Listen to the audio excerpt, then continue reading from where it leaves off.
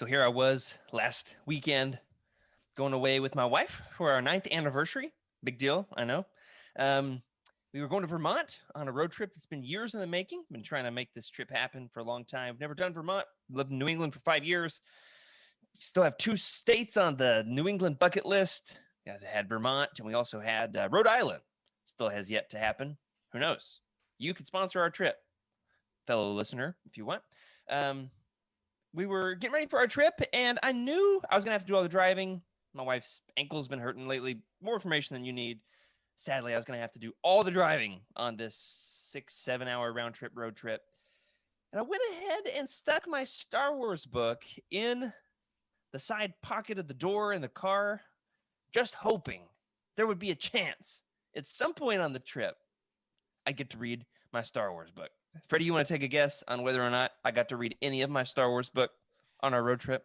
Absolutely not. I think maybe I got a chapter on a 3-day road trip. I don't remember for sure, but there's something really satisfying, isn't there, about going away, getting out of town, and bringing a Star Wars book with you. You know what I mean? You got a favorite Star Wars book for a road trip, Freddy? I do. Death Star. It's very dense.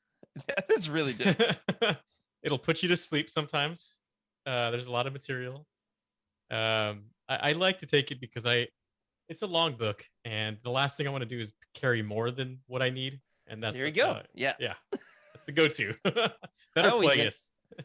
Yeah. I'm trying to think of what's a longer book. The Last Jedi is 450 pages. I just read that, and it took me most of the year up until now to read it. I've been reading it since like January, I think. I of course have some good memories of reading. Like I got the Ahsoka novel back when that came out a few years ago. Remember leaving the family on our big family vacation and driving like a half hour away to the closest bookstore to buy that. And then I excused myself for 2 full days to read that one. But it's not Legends, so we won't talk about it. How about you, Meg? Do you have like a favorite road trip Star Wars book? Not that there's been a ton of travel in the last year and a half, but do you have one that you just like associate with a road trip? Oh, I should have thought about this question before you asked it.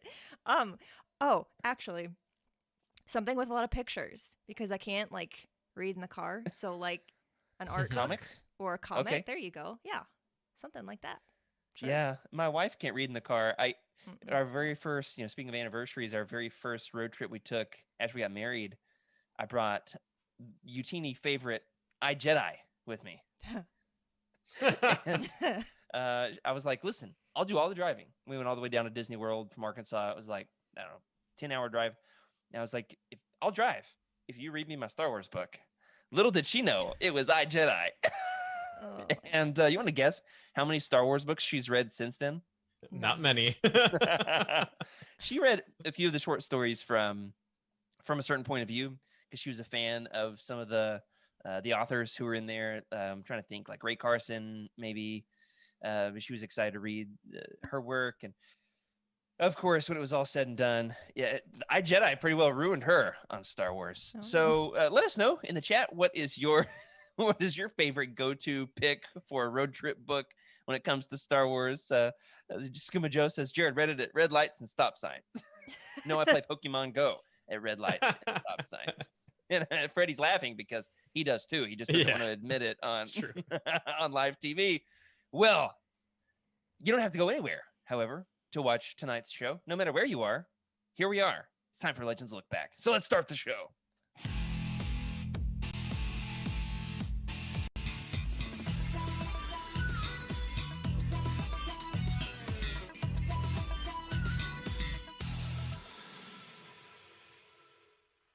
Hello, everybody, and welcome to Legends Look Back. We are, of course, now proudly part of the Youtini podcast network, because that's a thing. And we are a Star Wars Books podcast for all of the people out there who, at least as far as they're concerned, it might as well still be 1991, because between Dark Empire and Heir to the Empire, and something else big that happened in 1991. I was thinking about it earlier today. It might have been, I don't know, maybe if I remember it, I'll let you know. hey, it was a good year. Maybe the best year for Star Wars books. Regardless, here we are. This is a show where we talk about all things Legends, celebrating our rich EU history, as well as diving into lesser-known Star Wars classics. I'm your host, Jared Mays, and I'm joined tonight by my good friend, Freddy C., who, gotta admit, I have yet to meet in real life, but I'm 99% sure he's not a hologram. What's up, Freddy? I've been doing finger guns until you put me on, so I was ready for that. Yeah, I could not figure out how to finish that intro.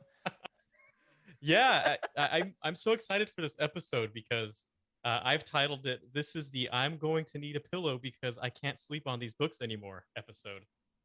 So, should be exciting. Oh, man. Yeah, we are tonight going to be talking about the books that surprised us, the Star Wars books that we picked up with no expectations or low expectations. And then by the time we were done, we came away saying, wow, that absolutely blew my socks off. Meg is also here on the show, back from the dead like Spider-Man. How are you, my friend? I am so good. Life is good. You're here. I'm here. I have bought a lot of things since the last time I was here. It's fine. This is why we're here, to apparently just buy all the Star Wars things. I don't know. Commiserate in our It's fine. I feel decreasing bank accounts. I feel less bad about it when I'm like doing this and we're all showing off things and we're in Slack talking about Funkos. It's fine. This is normal. I think there were hundreds of messages today about the Funkos. There were so many. Somebody tagged me in one. They said, Jared, you see these? I said, see what? They said, Funkos. I was like, any of them Legends? They said, one of them kinda. And that is, of course, the Dark Trooper Funko Pop. Yeah. I bought it. It was $9. That was the whole thing for me. Whereas the rest of you lost your minds over these Funko Pops. Yeah, So many. I felt the same. Jared, I put a little link in our Discord because the Dark Troopers were these elite NPC enemies. Well, I guess it depends what side you're on if you're a rebel. And they just look like these wonky stormtroopers in Star Wars Galaxies. So yeah, I was looking at that. I was like, I don't know where Freddy's going with this, but here it is. There it is. But yeah, that thing is pretty awesome. What is it from? It's from Galaxies?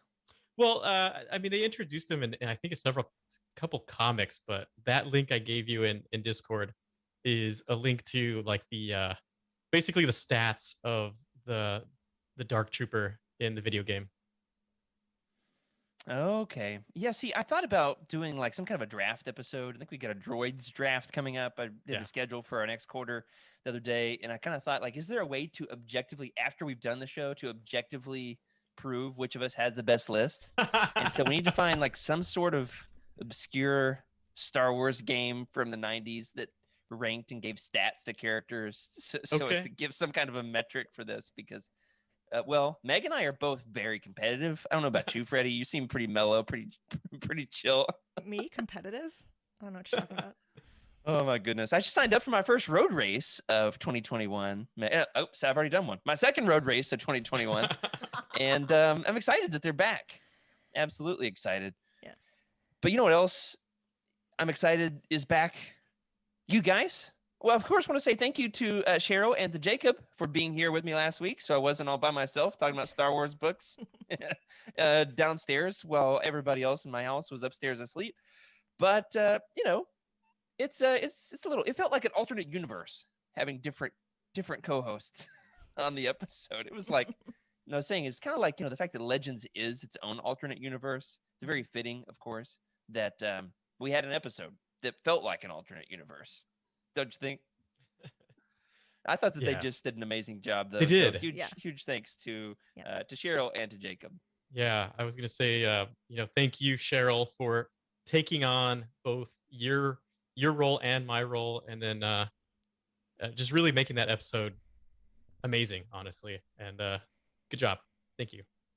Well done. We'll send you one of those medals in the mail, unless you have too much body hair, in which case you don't get one. Sorry. Should we set the precedent there? Well, we've talked about one of the things that has come out for this week. We've talked about the things that we've been pre-ordering. You guys have anything else fun that you want to show off in our famous world-class segment, the Thraken's Thrift Store?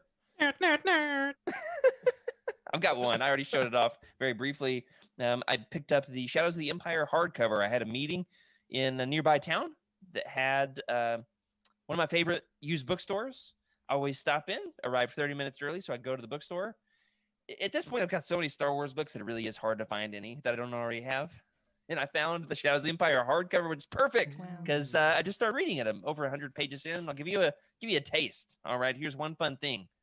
The beginning of one of these chapters, I'll read it in just a second after you show off your acquisitions. Freddie, I saw you grab something. What you got while I find this quote? Ooh. All right, so I've got a limited edition Heart of the Jedi before it was taken got down. Yours. Cool, yeah. Yeah. And then I got a couple things here. I might save Heart one of the for next Jedi week. was really a crazy Legends frenzy. Yeah, it was. We're still out there. So I got that, and then I got that is gorgeous. Yeah, so this was the May the 4th Lego exclusive. Oh wow. So it's basically the homestead in very miniature form, which is really cool. So It I'll is put that one there. of my favorite pieces they've released in a long time. It is so cool. Yeah. Look at and that. Then, you ever seen a tinier sandcrawler? yeah, look at that thing. Look at the people. They're just like the little pegs. That'll fit in like a coin pocket on your skinny jeans. Yeah. Exactly. And then I've got this for our episode next week. Oh, the Boba Fett bust. Is it a bust or a helmet? It's What a do you call helmet. it? Yeah, it's a A helmet. bust has to include shoulders and upper chest, right? I'll put my shoulders on it. But yeah, You have good shoulders, Freddy. Thank you. This is the Boba Fett, helmet Lego set. I can't wait to do it. It's about 625 pieces. Should be exciting. Wow. Excellent. Yeah, and those things are gorgeous. I had to stop myself from buying any of them because then I would want to buy all of them. And Lord knows I'm running out of space. However, if they ever release a blue-skinned, red-eyed Thrawn one, I'll probably buy it because I've got a Thrawn shelf now, a whole shelf in my house dedicated to Thrawn, so he can admire all my art 24/7. How about you, Meg? Do you have any new acquisitions? You were gone for a week, so you better have something. I do. I'll post some pictures in Discord because I already shared with our Slack. But I have acquired an amount of Star Wars Funko Pops that would almost make Eric jealous, except for he will always have more than me. It's fine. It's fine. But I will show off one. You of have them. a hobby. He has a problem. There's a difference. You know what? I don't know. I think I'm transitioning into the other realm at this point. No, I know. I was just being generous. There are a lot, but I have one. I have the Rey with her yellow saber. So that's just one of many. There's Ben Solo's up there. I have like a lot of like the original trilogy ones that I didn't have now. I'm fine. I don't have a problem. Cool. You know what? My favorite thing about Rey is in so many ways, she's emblematic of a couple of different excellent legend stories, and that is she's kind of like a clone of Palpatine. If you want to look at it from the Dark Empire perspective, she's a descendant of a Palpatine clone. So you got your Dark Empire connectivity there with Rey. On the other hand, she's also kind of like Kin Palpatine from the glove of Darth Vader. Look at that, the dead stare that Meg is giving me when I start talking about the glove of Darth Vader. You know, she was not especially happy to hear me compare Rey to Kin Palpatine. You think Rey is a better character than Kin Palpatine? That's a tough one. Rey No. better than The answer Ken is yes. Yeah. I'm not sure if so when it comes to Legends characters, to me, I always have to side with a Legends character. Someone was asking me the other day whether I liked Thrawn via Legends or Thrawn via canon, and personally, I can't choose, and that's probably the first time that I haven't been able to choose. But yeah, that was a whole discussion we had. Took a while to sort that one out. Even had Timothy Zahn himself weigh in on the topic. But yeah, we are having some audio issues, so we are going to sort this out, and We'll be right back. I found the quote about Naked Vader. So hang on. You're gonna want to hear it. You're gonna want to hear it. We'll be right back.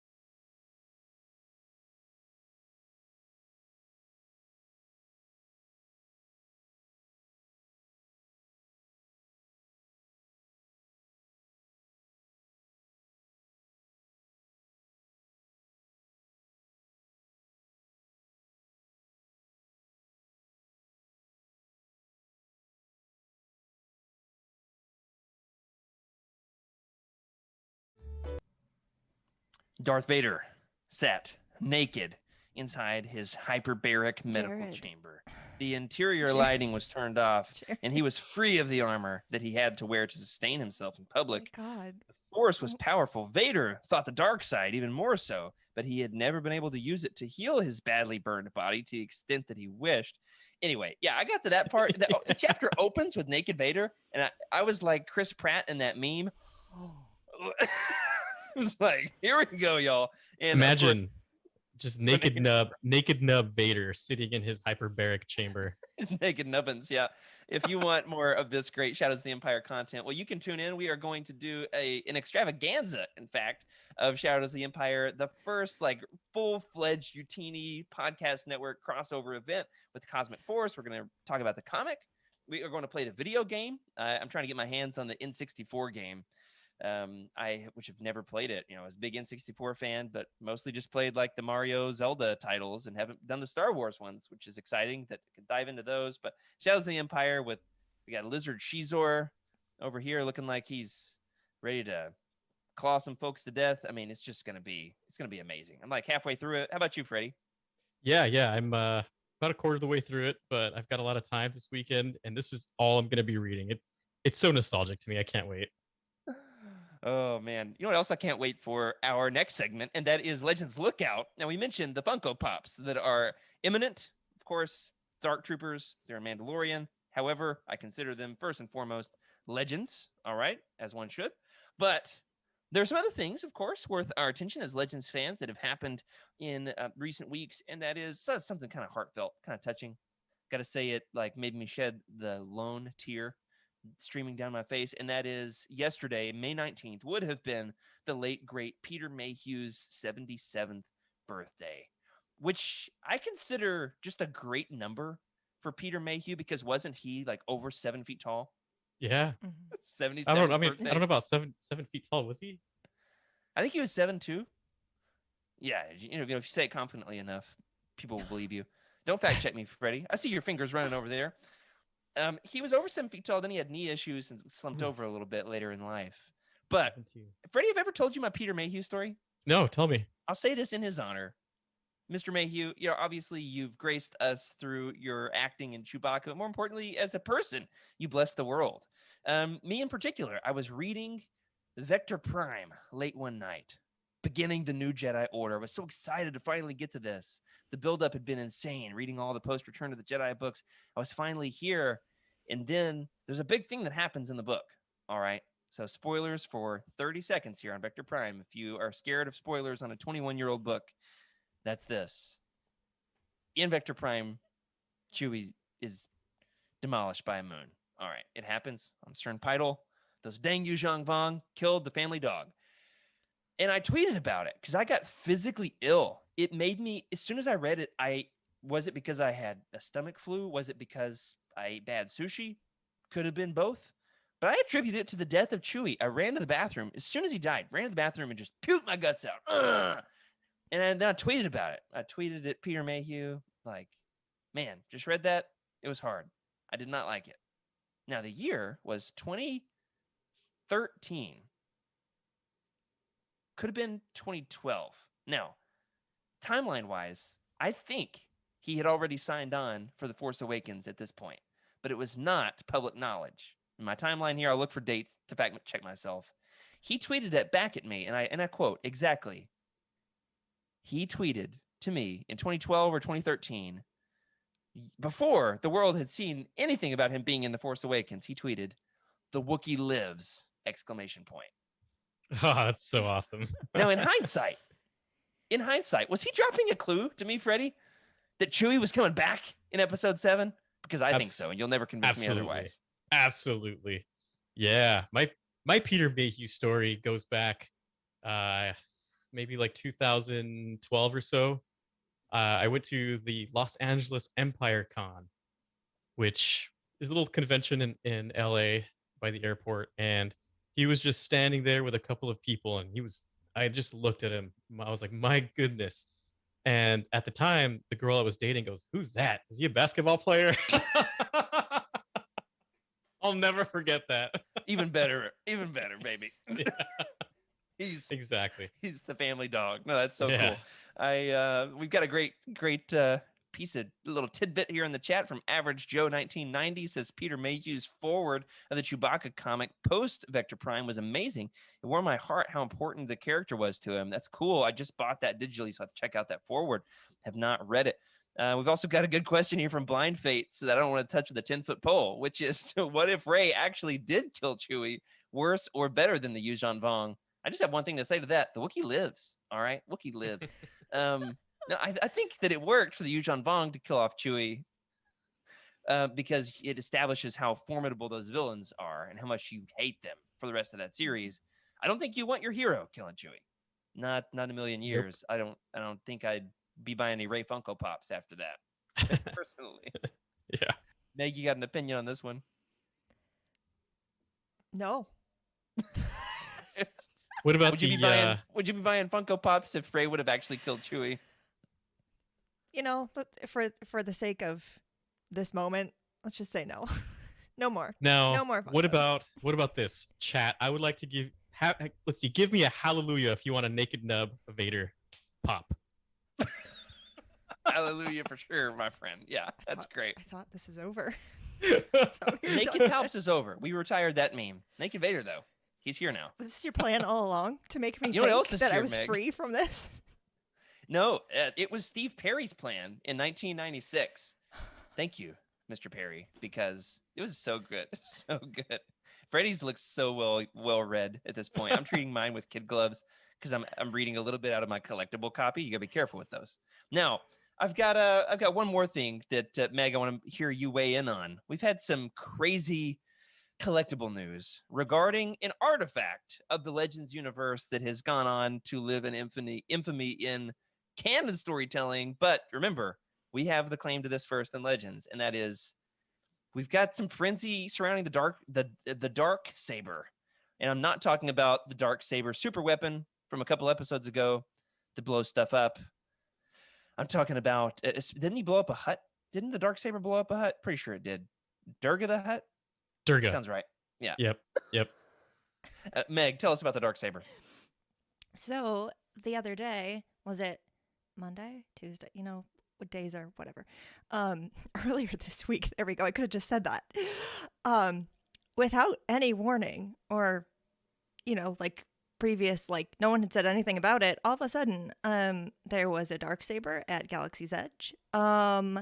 People there were just pictures. It just suddenly existed. And by the time the personal shopper that I hired to go get me one went to get one, they were sold out.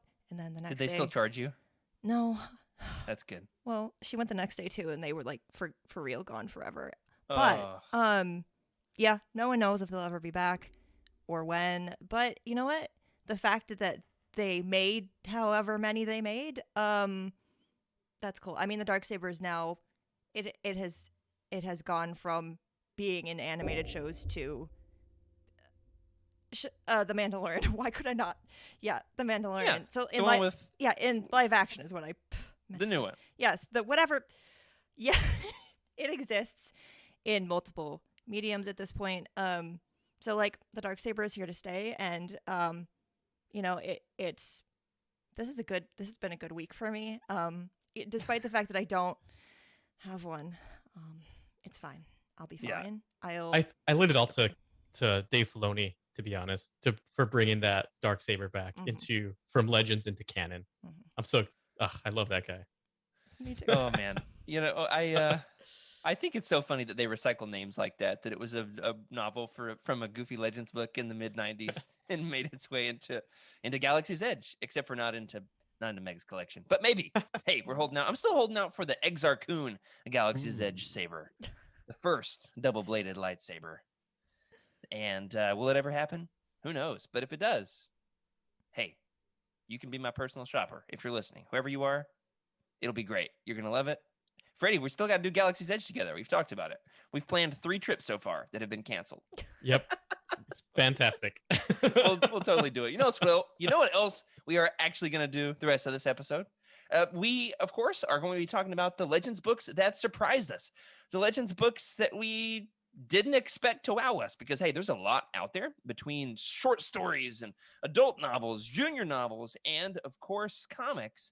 You never know. With Legends, there's some stinkers out there. There are some, of course, that are absolute Hall of Famers as well. That's the way that it goes. Of course, just recently, in my own personal experience, I picked up in the May the 4th sale that Comixology was having, I picked up all 500 plus pages of Crimson Empire, the Dark Horse comic. I bought the trilogy of its 3 different stories, Crimson Empire 2, and I think Crimson Empire's End has a different name. Crimson Forever? I think that's right. I bought the trilogy of it, over 500 pages, and it started off strong, like a good solid base hit of a story. But by the time I got to the 3rd volume, I could not put it down. Absolutely love where it went. I knew nothing about it going in other than the fact that I just bought the action figure, the Black Series of Kier Kanos. And so I was like, if I'm going to have the action figure, I've got to know his story. Read all 500 pages in a week and got me wanting to talk about the Star Wars books that snuck up on us. Like they were wearing a Ysalamari. You know what I mean?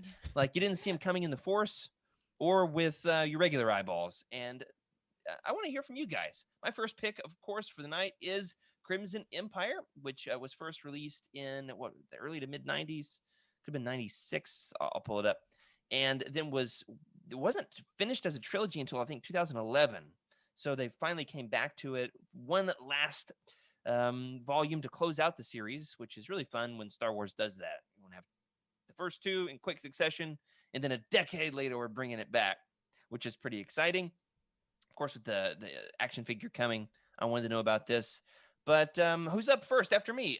How about Freddy? I want to hear your pick, and let us know, of course, in the chat if you have read any of these, and let us know what you think. We've got a couple people chiming in on Crimson Empire. They're saying they like it too. It was very violent. It was like definitely a lot of stabbing. Yeah. A lot of stabbing. Crimson Empire is like a double entendre because it's like he wears the crimson robes of the Royal Guard, but it's also crimson from all the blood. So Yeah. a lot of blood. Well, see, that's a common theme with a lot of I'm not sure about canon. I can speak for Legends, but the Legends books, the EU, is very much more adult than the movies. Things that you might have read in like a novelization, if that was in a movie, it would probably be an R-rated film, and that's not the path that George Lucas takes. So it's funny because what Crimson Empire, that violence kind of Yeah. leads into my first pick. Ooh, would you Cool. like that segue? Speaking of violence, here's my pick. Yeah. So my pick, the one that I slept on, is because I'm not a big fan of reading novelizations of a movie, but Revenge of the Sith really just slapped me in the heart, man. The things that people were thinking, the machinations going on behind the scenes with Yoda and the talks with the Council of the Sith, and Anakin as he becomes the burnt nub. Freddy's not giving up on this one.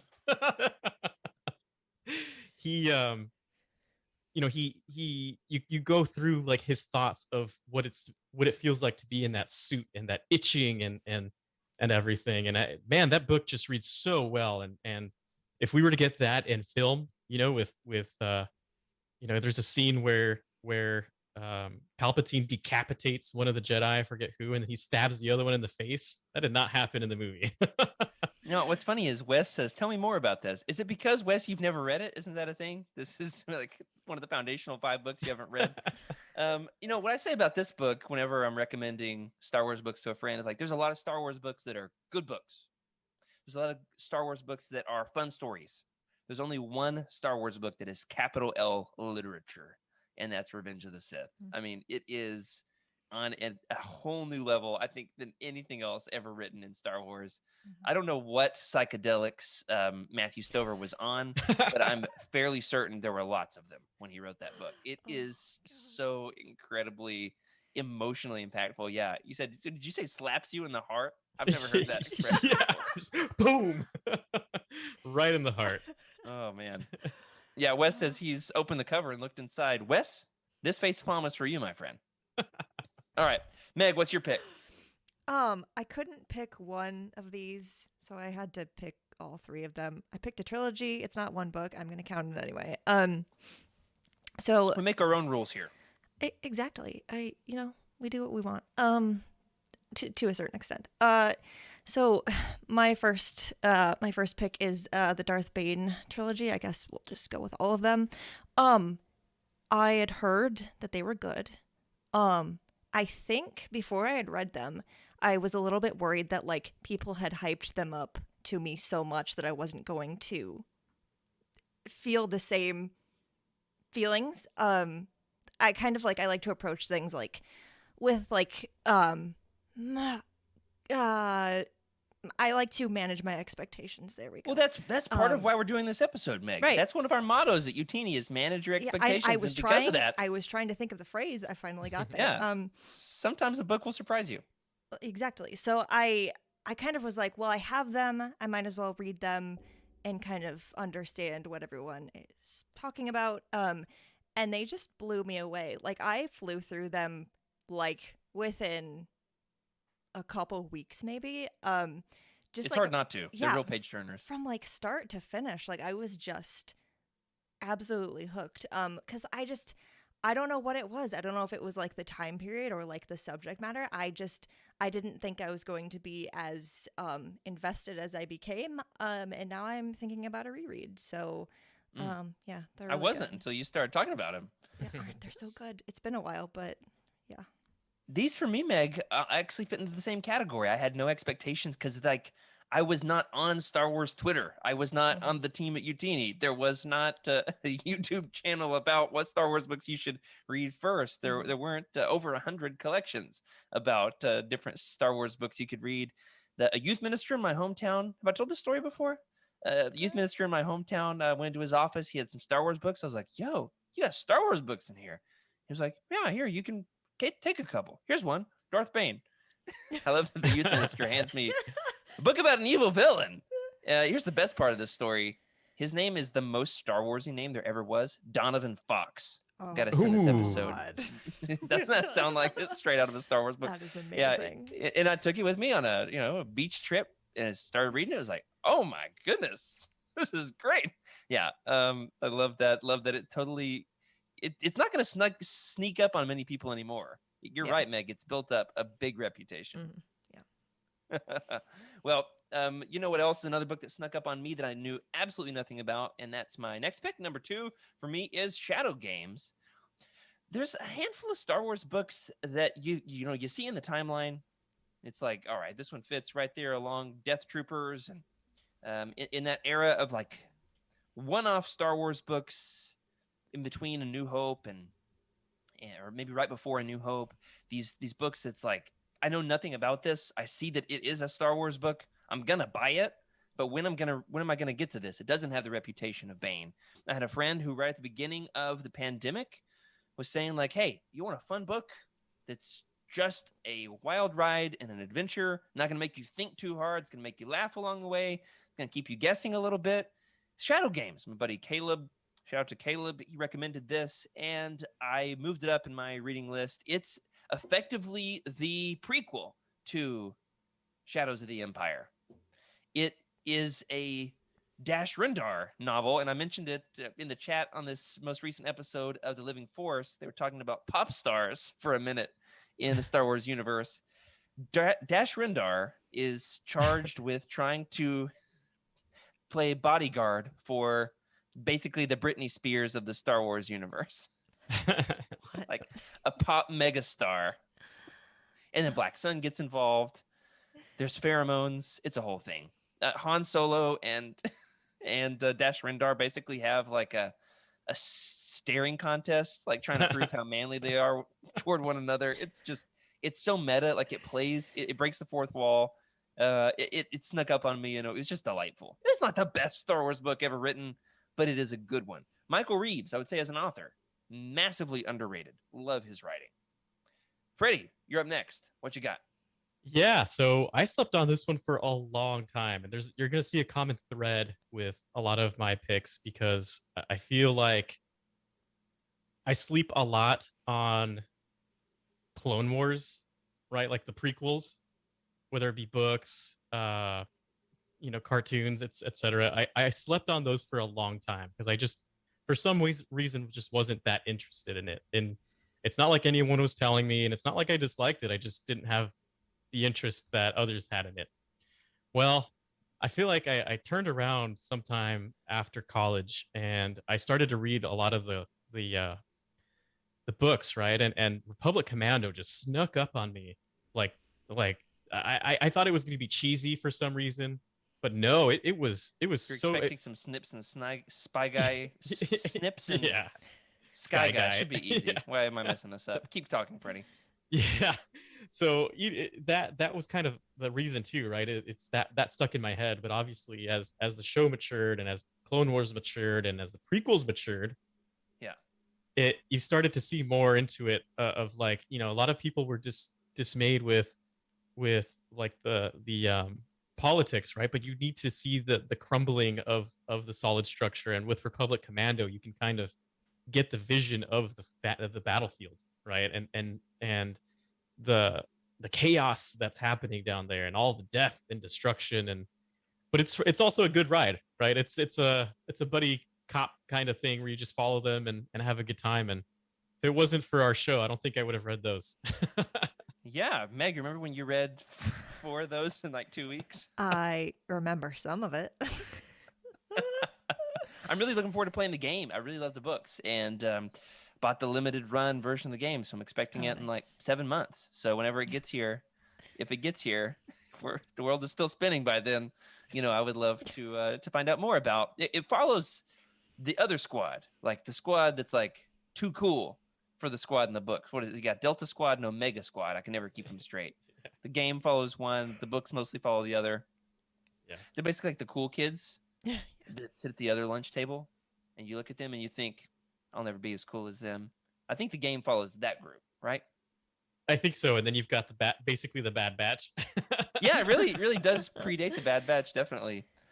Definitely. Well, Meg, your next pick has actually already been mentioned a little bit in the chat. Tell us what you got. Yeah. So, the reason that it took me a little bit to even pick up Darth Plagueis is because, in case you don't already know, it's a big book. It's a really long book. And like, I was really interested in the story because, like, of course, we get like one very quick mention of Plagueis in Revenge of the Sith, and then like nothing else. But this is like his whole backstory of like how he came to be who he was, and then what happened to him. I wasn't sure about it because it just like I felt like I wasn't honestly. I was like, does a Star Wars book need to be this long? It turns out this particular book does need to be the length that it is. It's very good. It's not recommended if it's your first book because it's a lot. It's all good. Yeah, it's all good, but like it's just even like reading it very quickly, it took a while for me to get through because of how just it's dense in a good way. There's just a lot going on. But this actually came up in our Discord this week. Somebody was saying they've been trying and have not been successful because it is so dense. Yeah, they're not getting into it, starting too slowly for them, and I get that. Yeah, my recommendation is if you're struggling to read Plagueis, switch to the audiobook. I find Daniel Davis's voice so incredibly soothing and compelling and delightfully dark at the same time. I mean, it is. I just like to listen to it for his voice. Yeah. And then later in the book, something happens to Plagueis, and he has to have this respirator mask. And then there's a shift in the way he presents Plagueis's voice. It's a little bit more, like a little bit breathier. It's clearly coming through a breath mask. I'm regretting doing that voice just then. But yeah, so that would be my recommendation. If it's proving too dense for you, just listen to it. Go mow the lawn. Yeah. Oh my goodness. I love that Meg picks just straight evil books. We know what's going on in your life, Meg. You know what? Meg's one that dark side stuff. Sure. My final book is neither horrific nor dark. It instead is a romance novel, kind of. And that is The Courtship of Princess Leia. I famously had only listened to the abridged audiobook of this like 5 times until we got ready to cover this on our show like a year and a half ago. And I just gotten the new Kindle, was excited to play on my new toy and get an ebook on there. Read most of it while riding the exercise bike just weeks before the gym closed for like 3 months. Little did I know that was going to happen. It was like I was trying to race against the virus. And man, I just didn't expect it to be as good as it was. I kind of thought like, oh, this book gets crapped on a lot, as talking about how buffoonish Han is, and pretty sure C-3PO writes a song. Yeah, that's right. Yeah, he does. Han Solo, What a Man Solo. Oh, That's what it's called. It's almost like the Aladdin song for Han Solo. Yeah. Oh my god. I almost started singing. Not gonna happen.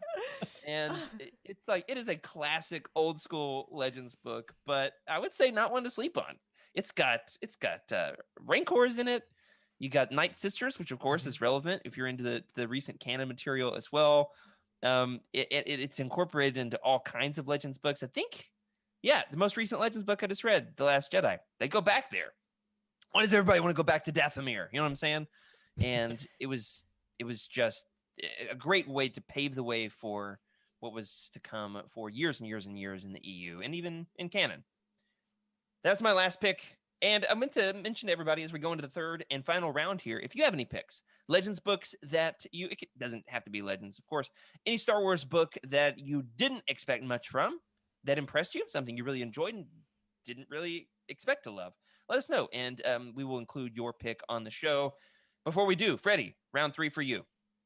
Yeah, this one we just covered actually, and I slept on it even after I read it, and I don't know why. I think it's one of those things, right? If you're not in the mind space to take in something, or maybe something else is giving you a bad attitude, you read into something that might be good, but it just doesn't come off to you as that, which is why opinion, right? Everyone's opinion means something, and my opinion was changed when I read Outbound Flight with you guys. It was so much more impactful to me than the times I read before. And I say that because maybe it's because I'm a grown up. I don't know. Maybe because I'm an adult and I see things differently.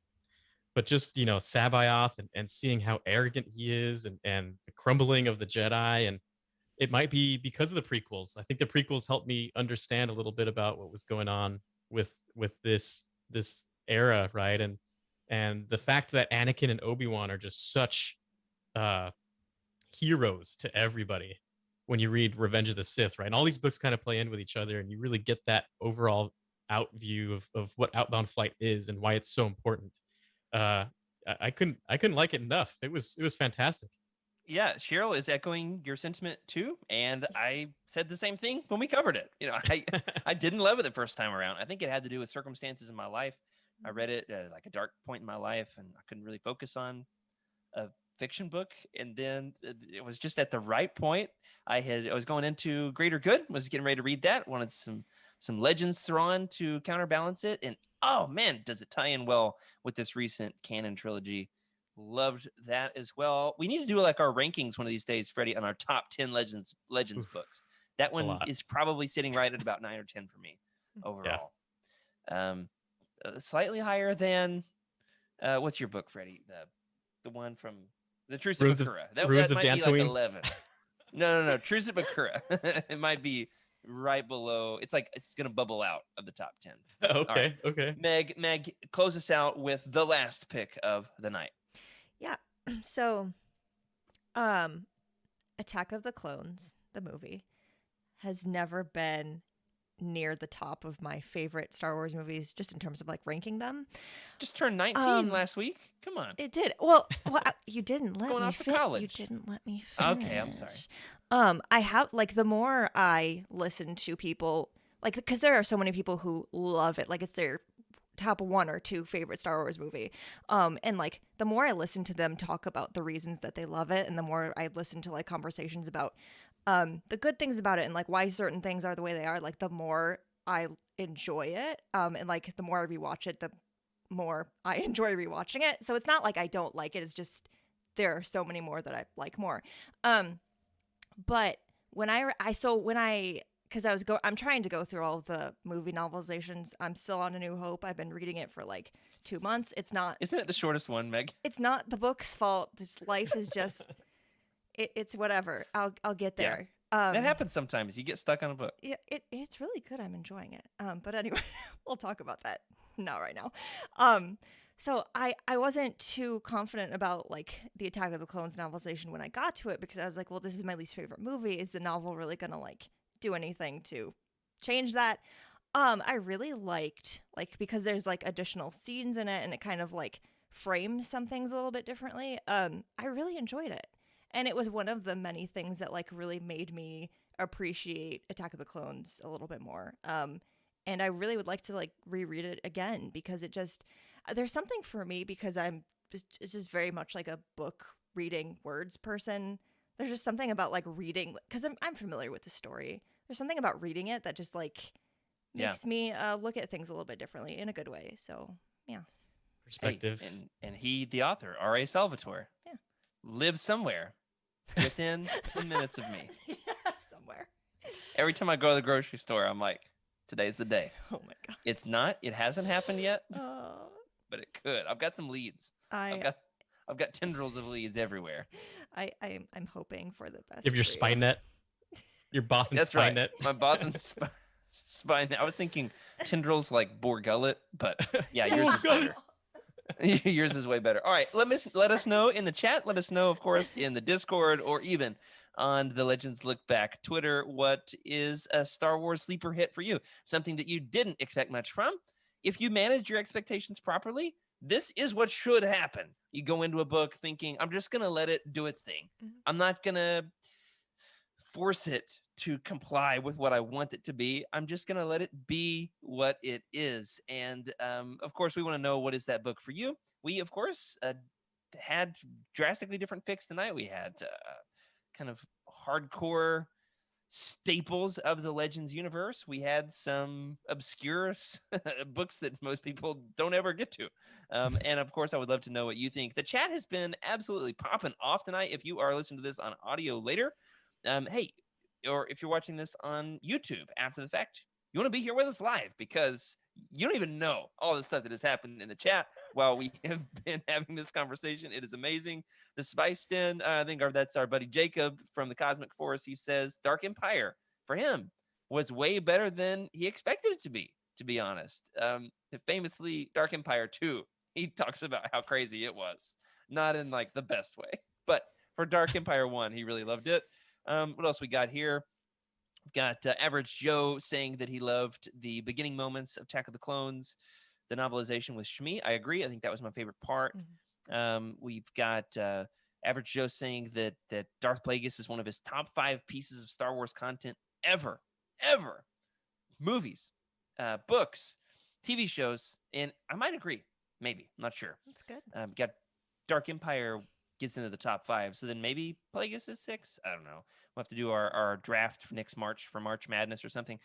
What else we got? We've got some excellent content happening over here. Some behind the scenes trivia from Skooma Joe saying, fun fact, according to the author of Courtship of Princess Leia, George Lucas sent him a letter telling him how much he loved the book. Lucas would do that back in the early days of the EU. Mm-hmm. He would get involved and of course did the same thing with Heart of the Jedi. You know, he liked it, and then too bad. But hey, now we've got it. And you can hear us talk about that from a few episodes ago. And I want to say, you know, if you got your hands on one, just put it on your shelf. Just read it. Don't go sell it for $300 on eBay. Not the right thing to do. Not the right Cha-ching. That's right. Well, this has been excellent. We got Hello Ho saying thoughts on the Corellian trilogy. Man, it has been decades since I've read that one. I'm going to have to dive back into it. I'm hoping to get to that trilogy by the end of the year. I remember it being like on the upper end of the Bantam era Legends books. So the 90s Legends books, like better than most. Not one of the best, but better than most. Just like kind of where you want to be in life. You know, hit your base hits. Not everything has to be a home run. Looking forward to getting into those. Skooma Joe says he was surprised by how much he loved Anne Crispin's Han Solo trilogy. That almost made my list. Paradise Snare almost made my list. A book I didn't expect much from and love. So if you've got something that we have not mentioned, let us know. You can sound off in the Legends Lookback Discord channel. Of course, you can find us on Twitter. All kinds of fun places to talk to us about what you loved and what snuck up on you and surprised you like a no-greet assassin. Well, in the next episode, which is coming to you very soon, we are going next week to be talking about Boba Fett. Boba Fett, where? We're going to be talking about our favorite, our weirdest, our sleeper hit Boba Fett stories in all of Legends. And we would love to know what yours are. What's your favorite Legends Boba story? Because you got young Boba stories. You got fake Boba stories. You got old school Boba before we knew he was a clone Boba stories. You got Boba as an assassin stories. You've got Boba, the good guy, the hero with a heart of gold stories. You even got resurrected Boba Fett in Dark Empire, which you know is making the list. And we would love to know your pick could end up on next week's episode if you let us know what your favorite Boba Fett story is. Freddie, you looking forward to this one? I know he's your favorite character. I am. I'm looking forward to it. I can't wait to sit down in the airport and just write down all the things I love about him. I'll tell you this much. Just the Legends Wook articles on Boba Fett are so incredibly long. Pretty sure it's longer than some of the actual Boba Fett short stories and comics that have been written. And so there's so much there for us to dive into. Well, that does it for this week. Thank you for listening to Legends Look Back. Thank you to our incredible patrons for your support. Some of you, hey, you're even here with us live on the show. Thank you for helping us make the show. We are glad you are along for the ride. Specifically, I want to thank Cheryl Bell, who is with us here live in the chat. Not on the show with us in person this week, but we love having you here in the chat. Want to thank Patrick Ortiz and Carl Sander as well in our Jedi High Council, Elizabeth Cloutier, Jason Mitchell, Sally and Chris Eilerson, and of course, who is this? Freddie C. You ever heard of this guy? On our Alliance High Command for their amazing support. If you would like your thoughts around the show, we've already talked about that. You can find us at Legends Look Back. You can email us, legendslookback@youtini.com. You can send us a message in the Legends Look Back Discord channel. Leave a comment on this episode on YouTube or find us on Twitter.